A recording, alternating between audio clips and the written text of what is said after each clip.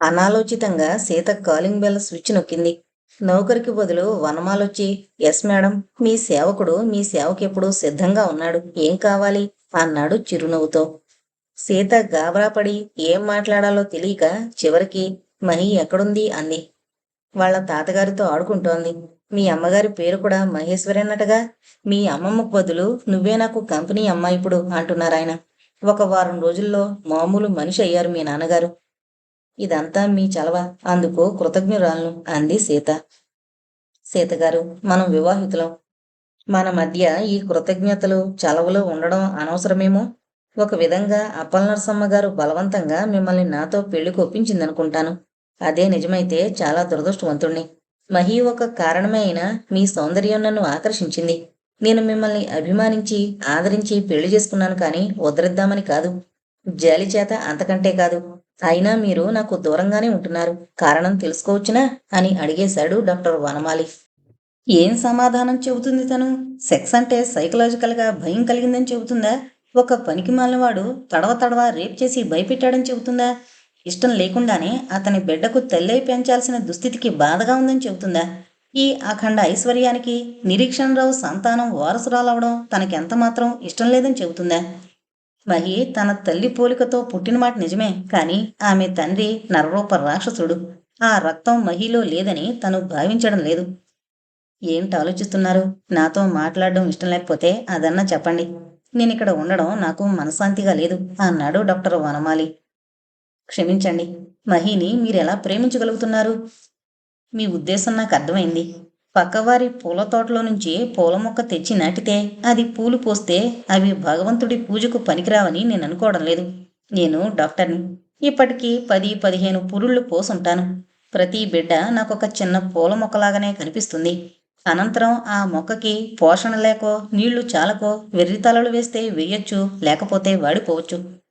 మహి ఏ పూల మొక్కకు పూసినా అభిమానించదగ్గ సుందర పుష్పం, ప్రేమించదగ్గ చిన్నారి కూతురు. మీరు ఆమె తండ్రి మీద కోపంతో ఆమెను అసహించుకోరాదు. ప్రస్తుతం నేనే ఆమె తండ్రిని. నా మీద కోపంతో కూడా మీరు ఆమెను అసహించుకోరాదు. మహి ఈ ఇంటి వారసురాలే కాదు, నా ఆస్తికి వారసురాలు. ప్రస్తుతం మీ నాన్నగారికి అపురూపమైన గర్ల్ ఫ్రెండ్. విశాఖపట్నంలో వాడిపోయిన పూల మొక్క ఇక్కడ విపరీతంగా చిగురిస్తుంది. మీరు ఏవేవో భయాలు, బాధలు, సెంటిమెంట్స్ పెట్టుకుని బాధపడుతున్నారు. అవేవో నాకు చెబితే నేను అర్థం చేసుకోవడానికి ప్రయత్నిస్తాను అన్నాడు డాక్టర్ వనమాలి. మీరు ఈ ప్రశ్నకి జవాబు చెప్పాలనే నిర్బంధం ఏమీ లేదు.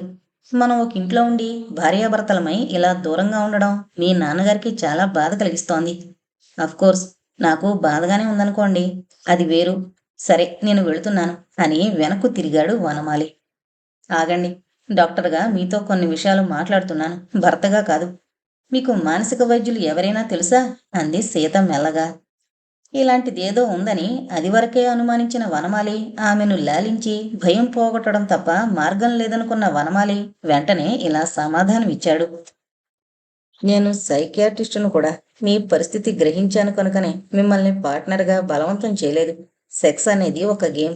అసలు ప్రపంచంలో రిలీఫ్ లేని అత్యద్భుతమైన గేమ్ ఏంటంటే సెక్స్ ఒక్కటే. అప్పుడప్పుడు క్రీడారంగంలో కాళ్ళు చేతులు విరిగినట్టుగానే సెక్స్ గేమ్లో కూడా కొన్ని ప్రమాదాలు శరీరానికి తగలచ్చు. దాన్ని తేలిగ్గా నివారణ చేసే పద్ధతులు చాలా ఉన్నాయి. ఇక మీరు నన్ను డాక్టర్గా భావించే విషయం చెప్పండి, భర్తగా కాదు. భర్తగా మీకు ఇష్టం లేకపోతే తక్షణం మీకు విడాకులు ఇవ్వడానికి రెడీగా ఉన్నాను. అప్పుడు మహిని మీరు నాతో పంపించాల్సి ఉంటుంది. ఎందుకంటే పుట్టుక కంటే పెంపకంలోనే ఔన్నత్యం ఉందని నిరూపించేటందుకు. నాకు నాకు భయం. ఆ మాత్రం చాలు డాక్టర్ వనమాలికి అర్థం చేసుకునేందుకు. ఆమెకు తొలి యవ్వనంలోనే ప్రతిరోజు రేపు అనుభవం అయి ఉండాలి ఆ మూర్ఖుడి వల్ల. ఈ సిగ్గరి, ఈ ముద్దబంతి పువ్వు, ఈ అందాల దొంతి ఇక ఇంతకంటే ఏమీ చెప్పదు. ట్రాన్స్లోకి తీసుకువెళ్ళి అడగాలి, అదొక్కటే దారి. సీతగారు, నా కళ్ళల్లోకి చూడండి. మీరు హాయిగా పసిపిల్లలా నిద్రపోతారు. ఆ నిద్రలో మీరు నేను అడిగిన ప్రశ్నలకల్లా జవాబు చెబుతారు. నిద్రపోండి, నిద్రపోండి అని ఒక ట్యూనింగ్ టోన్లో హిప్నటైజ్ చేశాడు డాక్టర్ వనమాలి. ఆమె జీవితంలో ఇది మొదటిసారి హిప్నటైజ్ చేయబడ్డం. ఇహ జీవితాంతం తన భర్త కంఠస్వరానికి మాత్రమే హిప్నటైజ్ చేయబడుతుంది. సీత మంచం మీద పడుకుని ఒకే లయలో ఉచ్ఛ్వాస నిశ్వాసాలు తీస్తూ నిద్రపోయింది. వనమాలి తలుపేసి ఆమె పక్కన కూర్చుని, ఇప్పుడు చెప్పండి, మీరు దేనికి భయపడుతున్నారు అని అడిగాడు. సీత కథలా సమాధానం చెప్పింది. నేను కాలేజీకి వెళ్ళొస్తుండేటప్పుడు రకరకాల సినిమా పోస్టర్లు చూస్తూ ఉండేదాన్ని. నాకో స్నేహితురాలుండేది. ఆమెకు బోల్డు మంది బాయ్ ఫ్రెండ్స్ ఉండేవాళ్ళు. అది చాలా గొప్పగా భావించే చిన్న వయసు నాది. అందుకని ఆమె మీద నాకు హీరోయిన్ వర్షిప్ ఉండేది. దానికి తగ్గట్టే ఆమె గదిలో అనేక సార్లు నా ఎదుటనే ఆమె ఎవరితోనో సెక్స్ అనుభవిస్తూ ఉండేది. తర్వాత తెలిసింది, మా డ్రైవర్ నిరీక్షణరావు కూడా ఆమె ఫ్రీ లవ్ సొసైటీలో సభ్యుడని. 16 ఏళ్ల పొడుచునైన నేను, తల్లి లేని నేను, తండ్రి ఆయమ్మతో సంబంధం పెట్టుకోవడం చూసిన నేను ఆ అనుభవం కోసం ఆరాటపడసాగాను. అయితే అది మానసికమైన ఆరాటమే. శరీరం అందుకు సిద్ధంగా లేదు, 16 ఏళ్లొచ్చినా. ఇది మీకు ఆశ్చర్యంగా కనిపించొచ్చు, కానీ ఇది సత్యం. ఒకరోజు కారులో ఒక పుస్తకం చూశాను. అదే డ్రైవర్దని వేరే చెప్పనవసరం లేదు. దాని మీద గ్రీజు మరకలు అవి ఉండడం చేత. ఆ పుస్తకంలో ఉన్న బొమ్మలు ఎన్ని రకాలుగా రెచ్చగొట్టచ్చో అన్ని రకాలుగా ఉన్నాయి. నాకు పిచ్చి పట్టిపోయింది. నా మతి స్థిరం తప్పింది. సర్వస్వం అర్పించైనా సరే ఆ అనుభవం పొందాలని ఆరాటపడసాగింది. ఆ తర్వాత తెలిసింది, డ్రైవర్ కావాలనే ఆ పుస్తకం కారులో వదిలాడని. డాక్టర్ గారు, ఇలాంటి పుస్తకాల్ని బ్యాన్ చేయాలని ప్రభుత్వం ఎందుకు శ్రద్ధ చూపదు? పోర్నోగ్రఫీ చూడవలసిన వాళ్ళు నాలాంటి యువతి యువకులు కాదు. వివాహితులైన అదృష్టవంతులు దాన్ని చూస్తే ప్రమాదం ఏమీ ఉండదు. అది వరకు డ్రైవర్ అంటే లెక్కలేని నేను ఈ పుస్తకం చూసిన తర్వాత ఫ్రంట్ సీట్లో కూర్చున్నాను. అతను చెప్పే మాటలు కూడా చాలా చిత్రంగా ఉండేవి. లోకంలో మనుషులంతా ఒకటేనని, ఒకరిని కోస్తే నెతురు, మరొకరిని కోస్తే పాలు రావని, ఒంటి సూది కన్నంలోంచి పోవడం ఎంత నిజమో, భాగ్యవంతుడు స్వర్గానికి పోవడం అంతే నిజమని బైబిల్లో రాసుందని, ఎప్పటికైనా ఈ ఐశ్వర్యం నాకు రాక తప్పదని, అప్పుడు అతనితో కలిసి ప్రపంచమంతా తిరిగి ఎంజాయ్ చేయొచ్చునని కబుర్లు చెబుతూ ఉండేవాడు. ఏ దేవతలు కరుణించారో గాని హైదరాబాదులో అతనితో నేను ఏ సంబంధమూ పెట్టుకోలేదు. లోపల కామం కాల్చివేస్తున్న షవర్ కింద నిలబడేదాన్ని తప్ప మరేమీ దారి తప్పలేదు. కానీ అతను చాలా నిజాయితీగా నన్ను పెళ్లి చేసుకుంటానని దండలు మార్చి నాన్నకు తెలియకుండా వాళ్ళ ఊరైన విశాఖపట్నం తీసుకొచ్చాడు. అప్పుడు గాని అతని నిజస్వరూపం నాకు తెలియలేదు. మొదటి రోజు అతను ప్రవర్తించిన తీరు నాకు చాలా బాధ కలిగించింది. మానసికంగానే కాదు, శారీరకంగా. ఆ బాధ తట్టుకోలేక ఏడ్చేదాన్ని, మొత్తుకునేదాన్ని. అయినా వికసించని పువ్వులాంటి నా స్త్రీత్వాన్ని అతను నలిపి పారేశాడు. అంతవరకు అతనితో రొమాన్స్నే చూసిన నేను సెక్స్ అనేది ఎంత భయంకరంగా ఉంటుందో ప్రత్యక్షంగా అనుభవించాను. నేను చాలా సుకుమారిని. మోటుగా అతను అనుభవించిన సెక్స్ వల్ల నాకిప్పటికీ సెక్స్ అంటే భయమే. ఆ భయం వల్లనే నా భర్తకు దూరంగా ఉంటున్నాను. నా భర్త చాలా ఉత్తములు. ఆయన నన్ను బలవంతం చేయడం లేదు. ఈ ఘోర కామంలోనే మహి ఎప్పుడో కడుపులో పడింది. పురుడప్పుడే నా కన్నెపొర తెగింది. అంతవరకు అది నరక యాతనగా పరిణమించి ఉంటుందని నాకు పురుడు పోసిన లేడీ డాక్టర్ తెలియపరిచింది. యాతావాత నా భయం అలాగే ఉంది. సినిమాల్లోనూ నవలల్లోనూ ఆ అనుభవాన్ని అద్భుతంగా అపురూపంగా చిత్రిస్తారు. నాకు మాత్రం అదొక హెల్. మీ స్నేహితురాలేమైంది? ట్యూన్లో అడిగాడు డాక్టర్ వనమాలి. ఆమె కూడా నాలాగే చివరకు మోసపోయింది. అయితే నాకున్న భయం ఆమెకు లేదు. ఎలా మోసపోయింది? ఆమె ఒక అతన్ని ప్రేమించింది. అతని సూట్లు, బట్టలు మరింత ఆకర్షణ కలిగిస్తూ ఉండేవి.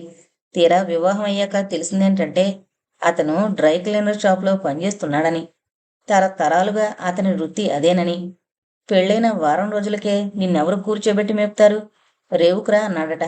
ఆ గుడ్డల మూటల్లో పురిటి రక్తం, బహిష్టు రక్తం కూడా ఉన్న గుడ్డలను చూసి ఆమె అసహించుకుని ఆత్మహత్య చేసుకుంది. నేను విశాఖపట్నంలో ఉన్నప్పుడు నా అడ్రస్సు ఆమెకొక్కదానికే తెలుసు కనుక ఇలా జరిగిందని ఆమె నాకు ఉత్తరం రాసింది. డాక్టర్ గారు, మగవాణ్ణి చూస్తే నాకు భయం. అతను రేప్ చేస్తాడని, బాధ పెడతాడని నాకో నమ్మకం. ఏ మగవాణ్ణి చూసినా మా డ్రైవరే నాకు జ్ఞాపకం వస్తాడు. దాంతో నా భర్తకు దూరంగా ఉంటున్నాను గాని ప్రేమాభిమానాలు లేక కాదు. నేను దారుణంగా దోచుకోబడ్డాను, ఘోరంగా వంచబడ్డాను. ఇది మగవాడు చేసిన పని అని నాకు అర్థమైంది. మగజాతంటేనే భయం పుట్టించింది. ఆ తర్వాత నాకు కలిగిన బిడ్డను చూసి కూడా నాకు భయమే కలగసాగింది. ఆ బిడ్డ ఈ లోకంలోకి రాకూడదని 1,00,000 ప్రయత్నాలు చేశాను. అందులో జిల్లేడు పాలు గర్భకోశంలోకి పంపించడం ఒకటి. దానివల్ల నా స్త్రీత్వం పుణ్యింది తప్ప గర్భస్రావం మాత్రం కాలేదు. కక్షబట్టలేక పొట్ట మీద కొట్టుకునేదాన్ని. అన్నం తినకుండా మానేసేదాన్ని. ఈ బిడ్డ బ్రతికుండడం నాకిష్టం లేదు. అందుకని 1,00,000 ప్రయత్నాలు చేశానని చెప్పానా? తీరా పుట్టాక నాకు మమకారం కలగసాగింది. అయినా మధ్య మధ్య ఆ రాక్షస రతి జ్ఞాపకం వచ్చి అసక్తతతో మహీని కొడుతూ ఉండేదాన్ని. బహుశా నా స్త్రీత్వం భయంతో ముడుచుకుపోయిందని అనుకుంటున్నాను. ఎందుకంటే నాకు పడ్డ పాలు నేల మీద పిండేసి గంజి పెట్టి పెంచాను పిల్లని. నా భర్త అతిలోక మానవుడని నాకు తెలుసు. అతనికి సయ్య సహచరిని కావాలంటే నాకు భయం. వెన్నుపాము పొడుగుత చీమలు పాకినంత భయం, వడ్రంగి పెట్ట మెడ మీద పొడుస్తున్నంత భయం, అడవి దున్నపోతు నన్ను కుమ్మినంత భయం. డాక్టర్ గారు, నాకు సెక్స్ వద్దు, ఇలాగే బతుకుతాను. అదైనా మా నాన్న కోసం, నా భర్త కోసం, మహి కోసం మాత్రం కాదు. ఇప్పుడు చెప్పండి, నా తప్పేమైనా ఉందా? చెత్త బొమ్మలు, చెత్త పుస్తకాలు నన్ను పెడదారిని పట్టించాయి. సెక్స్ అంటే వణికిపోయేటట్టు చేశాయి. అసలు డ్రైవర్ని చూస్తేనే నేను మూర్చపడిపోయేదాన్ని. ఇప్పుడు కూడా అలాగే అవుతుందని నాకు భయం. అసలు భయం, బ్రతుకు భయం అని తిరిగి నిద్రపోసాగింది సీత. ఆ ట్రాన్సు 2 గంటల పాటు ఉంటుంది. మెలకు వచ్చిన తర్వాత జరిగిందేది జ్ఞాపకం ఉండదని తెలిసిన వనమాలి ఆమె మెడ వరకు దుప్పటి కప్పి తలుపు తీసుకుని బయటకొచ్చాడు. మామగారు మహితో ఆడుకుంటున్న సీతని, తనని గురించి, తమ అన్యోన్యతను గురించి చాలా బాధపడుతున్నారని అతను గ్రహించాడు. ఇప్పుడు ఆమెకు ఆ భయం పోగొట్టాలి అన్నది ఒక్కటే అతని ధ్యేయమై కూర్చుంది. తన స్నేహితుడు ఒక సైకియాట్రిస్ట్ ఉన్నాడు. అతన్ని కలుసుకుని ఆ భయం పోగొట్టే పద్ధతులేవో తను తెలుసుకోవాలి. తను సైకియాట్రిస్టే. ఇక్కడ తను భర్తే కూర్చోవడంలో వచ్చింది తిప్పలు కనుక ట్రీట్మెంట్లో ఏదైనా లోపం జరిగితే తనను తను క్షమించుకోలేడు. సీత పిచ్చిదవడం ఖాయం. ఈమెను అనురాగంతో, ఆప్యాయతతో దారికి తెచ్చుకోవాలి ముందు అనుకున్నాడు వనమాలి. నీల కూడా అంతవరకు డైరీ చదివిన తర్వాత తను కూడా సైకియాట్రిస్టు దగ్గరకు వెళ్లాలనిపించింది. వెంటనే కారు డ్రైవ్ చేసుకుంటూ తనకు చిరపరిచితుడైన లండన్ రిటర్న్డ్ డాక్టరు, సైకియాట్రిస్టు అయిన ప్రొఫెసర్ ఆనందమూర్తి ఇంటికి వెళ్ళింది. ఆయన చాలా ఆనందంగా ఆమెను ఆహ్వానించి, ఎలా ఉంది, ఏరి కోరుకున్న జీవితం అన్నాడు. అందుకే వచ్చాను డాక్టర్. ఇంగ్లాండు, అమెరికాలో లాగా ఇక్కడ తరచూ సైకియాట్రిస్టుని సంప్రదించరు. అందులో మా డాక్టర్ గారు సైకియాట్రిస్టు కూడాను. అయినా నా సైకాలజీని ఆయన గ్రహించలేకపోతున్నారు అంది నీల నిట్టూర్పు విడుస్తూ. నేను మొదటే చెప్పాను, ఏజ్ గ్యాప్ ఉన్న వివాహాలు ఇతర దేశాల్లో సక్సెస్ అయినట్లు ఇక్కడ ఇండియాలో అవ్వవు. మరి విశ్వనాథ సత్యనారాయణ గారు అలా రాశారేం? ఆయన యవ్వనంలో గతి లేక అలాంటి వివాహాలు సక్సెస్ అయి ఉంటాయి. కానీ జనరల్గా మాత్రం ఇలాంటి పెళ్లిళ్ళు అంత సక్సెస్ కావు. ఆయన ఇప్పుడు ఏమైంది, కోరి చేసుకున్నావుగా అన్నాడు డాక్టర్ ఆనందమూర్తి. ఇప్పుడు నా సమస్య అది కాదు డాక్టర్. మీతో చెప్పినట్లు ఆయన వయస్సును చూసి, అందాన్ని చూసి ప్రేమించలేదు. గొప్ప డాక్టర్ అని ప్రేమించాను. కానీ ఆయన ఫిలాసఫీ చెబితే చెప్పారు. ఆయన గొప్ప ఫిలాసఫరే, సందేహం లేదు. ఎంత ఫిలాసఫర్ అయినా డ్రాయింగ్ రూమ్లో చనిపోయిన భార్య కాపాలని పెట్టుకుని దాని వంకే చూస్తూ కూర్చోవడం నాకు నచ్చలేదు. దానికి తోడు ఆ చనిపోయిన ఆవిడ్ని అందరూ అమ్మగారు అమ్మగారు అంటారు, ఇంకా బతికే ఉన్నట్టు. ఏ క్షణాన తిరిగొస్తుందో యజమానురాలు అన్నట్టు నౌకర్ల దగ్గర నుంచి హౌస్ సర్జన్ల వరకు చాలా ఆత్రంతో ఎదురు చూస్తున్నట్టుంటారు. అందులో 2 డాక్టర్లున్నారు, పాణి, జూనియర్ వనమాలి అని. వాళ్ళిద్దరూ ఆ కపాలాన్ని ఏమన్నా అంటే నన్ను కోప్పడి దానికి దండం పెడుతున్నారు. అందులో ఒకడు కాబోయే అల్లుడు. అదేమో గాని డాక్టర్, అతను నా వంక చూసే చూపులు మాత్రం నువ్వేం గురుపత్నివే ప్రియురాలా అన్నట్లుంటాయి. మరోసారి మా ఇంట్లో తారాచంద్రుల కథ జరిగేటట్లుంది. మా బుద్ధికి బృహస్పతి మాత్రం ఇంట్లో ఉంటే కపాలం వంక, బయటకు వెళితే విద్యార్థులతోనూ, పౌర్ణమొస్తే పంచాక్షరితోనూ గడిపేస్తున్నారు. సరే, అవన్నీ అలాగుంచండి. ఆ కపాలం మాత్రం కదులుతున్నట్టు, మాట్లాడుతున్నట్టు, జీవంతో ఉన్నట్టు నాకు అనిపిస్తుంది. అందుకే మీ దగ్గరకు వచ్చాను. అదంతా నా హైలాజినేషన్ అని మీరు కొట్టి పారేయద్దు. నేను నిజంగానే భయం ఫీల్ అవుతున్నాను. పోనీ నాకొచ్చిన క్లేర్ వాయిన్స్, పారాసైకాలజీ ప్రయోగిద్దామంటే నిజంగా ఆవిడగారొచ్చి ఎదురుగుండా కూర్చుంటుందేమోనని భయం పట్టుకుంది. ఆవిడ మీద నాకు జెలసీ లాంటిది ఏమీ లేదు. ఆయన డైరీ ప్రకారం తర్వాత తర్వాత ఆయన్ని ప్రేమించిందేమో తెలీదు గాని మొదట మాత్రం ప్రేమించలేదు. ఆమెకు సెక్స్ అంటే భయం. డాక్టర్ గారు మాత్రం ఆవిడ్ని పూర్తిగా ప్రేమించారని చెప్పాలి. ఒకవేళ నేను ఆ పుర్రెను తీసి పారేస్తే ఉన్న కాస్త అభిమానాన్ని పోగొట్టుకుంటానేమోనని భయంగా ఉంది. ఆ పుర్రె జోలికి వెళితే డాక్టర్ గారే కాకుండా ఆయన బలగంలో ఎవరూ కూడా నన్ను క్షమించరు. నాకు పిచ్చి పట్టేట్టుంది అంది నీల. నువ్వు లండన్లో పెరిగి ఇండియన్ పుర్రెలకి భయపడ్డం చిత్రంగానే ఉంది. అందులో నువ్వు బ్లాక్ మాస్లో మెంబర్వేమో. అవుననుకోండి, అదొక నాటి మాట. బ్లాక్ మాస్లో సిలువని అవమానపరుస్తారు గాని ఇండియన్ దేవీ దేవతల జోలికి పోరు. కనుక ఈ పుర్రె మా సవితిదై నన్ను ఏడిపించుకుని తింటోంది. నువ్వు ఫిజియాలజీ చదివావనుకుంటాను. అలాంటప్పుడు పుర్రంటే భయం దేనికి? ఏమో డాక్టర్, అందరం కూర్చుని మాట్లాడుకుంటూ ఉంటామా, ఆ పుర్రే నా వంక క్రూరంగా చూస్తున్నట్లుంటుంది. పోనీ తీసేయమని డాక్టర్ని అడగలేకపోయావా? అడిగాను డాక్టర్. కపాలాలు, ఈశ్వరుడు, వైద్యం కలగలిపి ఏంటో లెక్చర్ కొట్టారాయన. ఆయన మాట్లాడినంత స్వచ్ఛంగా తెలుగు, సంస్కృతం నాకు అర్థం కావనుకోండి. మొత్తానికి ఏదో అర్థమైనంత మట్టుకు కపాలాన్ని అంటిపెట్టుకుని చనిపోయిన వాళ్ళ ఆత్మ ఉంటుందని తెలిసింది. ఇప్పుడు ఆవిడ ఆత్మ ఆ చుట్టుపక్కలే ఉంటుందేమోనని నాకు అనిపించడానికి కొన్ని కారణాలు లేకపోలేదు. గాలిలో నుంచి ఈలలు అవి వినబడుతూ ఉంటాయి. కాపాల నుంచొచ్చే గాలి ఈలలాగానే ఉంటుందమ్మా. దానికి భయపడాల్సిన పని లేదు. శ్మశానంలో నుంచుంటే నాలుగు పక్కల నుంచి ఈలలు వినబడతాయి. చాలామంది ఈ ఈలల్ని చూసే దడుచుకుంటారు. అయినా ఈ హేతువాద యుగంలో కాపాలం లాంటి భీకర పదార్థాల్ని డ్రాయింగ్ రూంలో అలంకరించుకోవడం ఆవిడ మీద ఎంత ప్రేమున్నా అది తగని పనే అన్నాడు డాక్టర్. మనకది తగని పనే కావచ్చు కానీ ఆయనకది ఇష్టం. అయినా అతీత శక్తులు ఉన్నాయా లేవా అన్నది నా ప్రశ్న. డాక్టర్, మీరు స్పిరిచువలిస్టు శాంతి కాముకుల సభలో మెంబరు కదా. మీరు మా సవతి ఆత్మని ఆహ్వానించగలరా అంది నీల. ప్యారిస్లో ఒక రహస్య భవనంలో ప్రపంచ శాంతికి ప్రయత్నిస్తోన్న నానా దేశాల స్పిరిచువలిస్టులు సమావేశమయ్యారు. భారతదేశం తరపున ప్రతినిధిగా తను హాజరయ్యాడు. ఆ హాలుకి వెనక వైపు నుంచి స్తంభానికి గుండ్రంగా తిరిగిన కొయ్యమెట్లున్నాయి. వాటికి అటు ఇటు ప్లాస్టిక్ పావురాల్ని చేతిలో పుచ్చుకున్న వ్యక్తులు నిలబడ్డారు. ఎడమ పక్క ఎత్తుగా ఉన్న సింహాసనం లాంటి కుర్చీ చేరుమైంది. పక్కన రెండు వరుసలుగా అర్ధచంద్రాకారంగా ఉన్న కుర్చీలు ప్రతినిధులవి. నాలుగైదు నల్ల కొవ్వొత్తులు వెలుగుతున్నాయి. నలుపు సరిగ్గా కనిపించినందున గాలిలో దీపాల్లా ఉన్నాయవి. ఒక్కొక్కరే ప్రతినిధులు వస్తూ శాంతి పావురాలు పట్టుకుని నుంచున్న వాళ్ళకి తమ తమ దేశ చిహ్నాన్ని చూపించి నిర్దేశించబడ్డ కుర్చీల్లో కూర్చుంటున్నారు. అందరూ నల్లటి దుస్తుల్లోనే ఉండడం వల్ల ఎవరెవరో గుర్తుపట్టడం కష్టం. అయితే వారి వారి దుస్తుల మీద వారి వారి దేశపు జాతీయ చిహ్నాలు ధరించారు. అందులో ఇండియా చిహ్నమైన నెమలితో తను కూర్చునున్నాడు. చైర్మన్ ధరించిన చిహ్నం చైనా డ్రాగన్. అందరూ కూర్చున్న అనంతరం చైర్మన్ 10 సార్లు బల్ల మీద శబ్దం చేసి సమావేశాన్ని చైనా యాక్సెంట్ ఉన్న ఇంగ్లీష్లో మాట్లాడడం ప్రారంభించాడు. సోదరులారా, మీ అందరికీ సుస్వాగతం. వివిధ దేశాల నుంచి ఈ శాంతి సమావేశానికి హాజరైన మీ అందరికీ నా లాల్ సలాం. America, Europe, Africa, India, good.